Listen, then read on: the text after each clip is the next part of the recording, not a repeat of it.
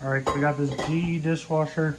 Had it for a few years. It was always driving me crazy. It was not very clean inside. The heating element was not working. Before you replace the heating element, check this first. So on this side of the dishwasher, inside here, there are two wires right there. See these guys that go into the heating element. So that connects back here, right there. That's the heating element. Well, there is a switch right between these guys that's kind of like a GFCI reset switch. So right here, I'm touching it there, you can kind of hear it. Check that.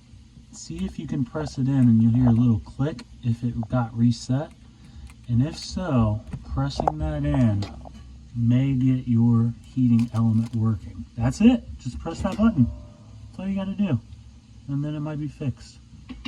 Hopefully that helps somebody.